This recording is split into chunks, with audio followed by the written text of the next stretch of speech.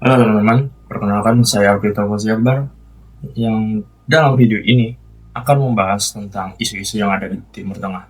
Nah, kalau kita ngomongin Timur Tengah, hampir selalu yang muncul itu perang, konflik, minyak, dan ketidakstabilan.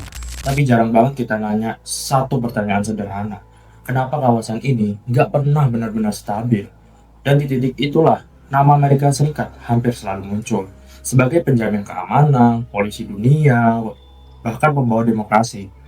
Tapi pertanyaannya adalah, apakah Amerika benar-benar membawa stabilitas ke Timur Tengah atau justru jadi bagian dari masalahnya?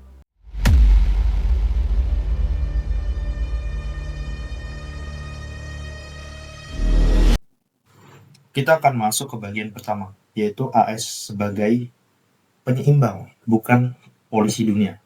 Kalau kita lihat dari kacamata hubungan internasional, Amerika sebelum 1990 itu sebenarnya main di logika klasik seperti realisme. Dalam logika ini, negara nggak bergerak karena moral, tapi karena kepentingan. Dan di Timur Tengah, kepentingan itu jelas. Minyak, jalur, perdagangan, dan pengaruh global. Fokusnya sederhana. Minyak aman, jalur perdagangan aman, dan jangan sampai Soviet masuk terlalu jauh di kawasan tersebut. Amerika Serikat di era Perang Dingin bukan sedang mengejar demokrasi, tapi stabilitas. Stabilitas versi Amerika. Makanya, AS nyaman bekerja sama dengan rezim otoriter selama rezim itu pro-barat dan selama minyak tetap mengalir. Buat Amerika, Timur Tengah itu bukan soal nilai, tapi soal kepentingan. Makanya, Amerika nggak terlalu peduli apakah sekutunya demokratis atau otoriter. Selama stabil dan pro-barat, itu udah cukup.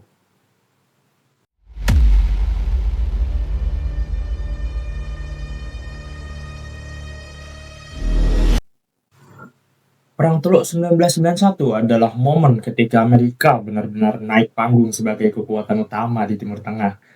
Saat Irak menyerbu Kuwait, Amerika memulai perannya sebagai pemimpin koalisi internasional, mendapat legitimasi PBB, menang cepat dan telak, dan sejak momen itu, peta kekuasaan berubah. Amerika bukan lagi sekedar aktor di balik layar, dia jadi pemain utama, terbuka, militeristik.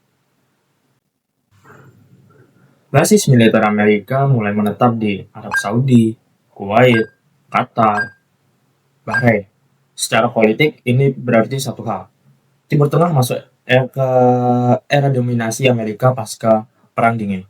Banyak analis menyebut Perang Teluk 1991 sebagai momen langka, di mana dunia hanya punya satu kekuatan dominan. Beberapa ilmuwan politik bahkan menyebut ini sebagai unipolar moment, periode ketika Amerika hampir nggak punya pesaing seimbang secara militer dan politiknya.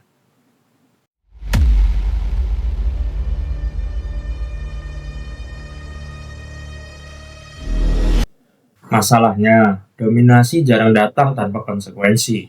Sanksi panjang terhadap Irak mengakibatkan menghancurkan ekonomi, menekan rakyat sipil, hingga meningkatkan kebencian terhadap Barat. Keberadaan pasukan AS di Arab Saudi seringkali dianggap mencederai tanah suci, jadi bahan bakar narasi ekstremisme. Disinilah Amerika mulai kehilangan satu hal penting, yaitu legitimasi moral. Dan dari sini kita melihat munculnya Al-Qaeda, serangan terhadap simbol Amerika, konflik tidak lagi antar negara, tapi ideologi. Dalam studi kebijakan luar negeri, ada satu istilah menarik, yaitu blowback.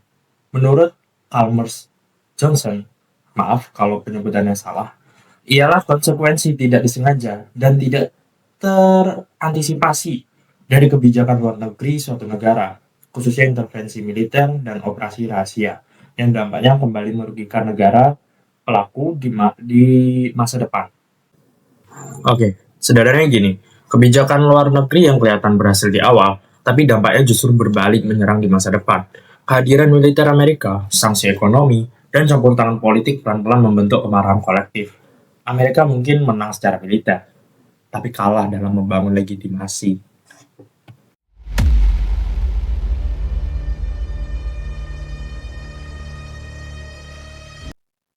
Kalau ada satu momen Yang benar-benar merusak kredibilitas Amerika di Timur Tengah itu invasi Irak tahun 2003. Alasan resmi yang seperti kita tahu yaitu senjata pemusnah massal. Lalu demokratisasi. Tapi yang terjadi, negara runtuh, aparat dibubarkan, justru yang akhirnya menjadi kekosongan kekuasaan malahan. Amerika berhasil menjatuhkan Saddam Hussein, tapi gagal membangun Irak. Negara itu bukan bangunan Lego, nggak bisa dihancurkan lalu disusun ulang seenaknya. Ketika institusi negara dihancurkan tanpa rencana sosial dan politik yang matang, yang muncul bukan demokrasi, tapi kekosongan. Efek lanjutnya atau dominonya adalah munculnya konflik kaum Sunni dan kaum Syiah. Lalu Iran makin berpengaruh. Kemudian yang terakhir adalah lahirnya ISIS. Di titik ini, Amerika harusnya mulai menyadari satu hal. Kekuatan militer tidak otomatis menciptakan stabilitas politik.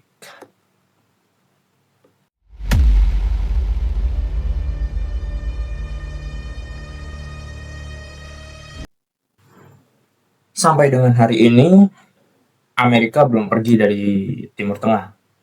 Tapi dia juga tidak lagi dominan seperti dulu. Banyak analis menyebut bahwa posisi Amerika di Timur Tengah bukan runtuh, tapi menyusut. Pengaruhnya memang masih ada, tapi tidak lagi absolut. Dunia sudah terlalu multipolar untuk dikendalikan oleh satu aktor.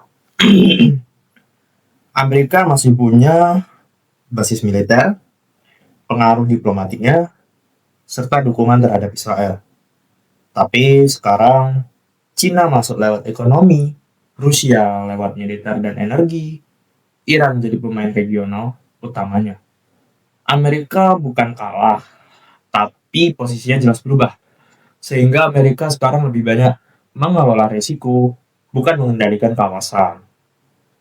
Mungkin strateginya sekarang itu fokus ke Indo-Pasifik, lalu mengurangi pasukan, mengelola konflik, dan bukan menyelesaikannya.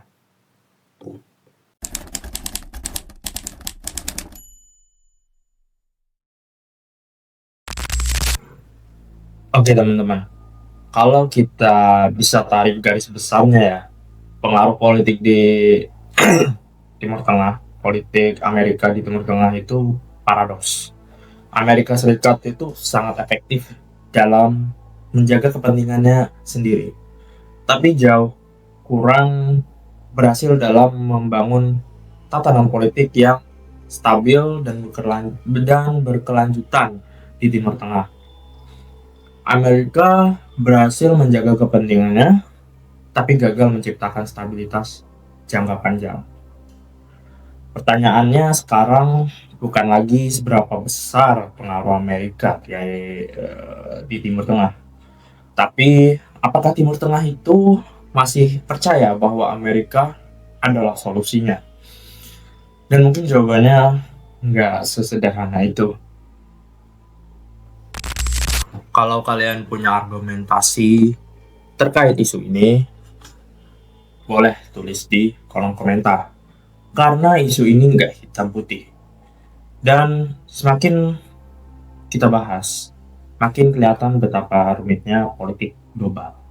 See you in next video.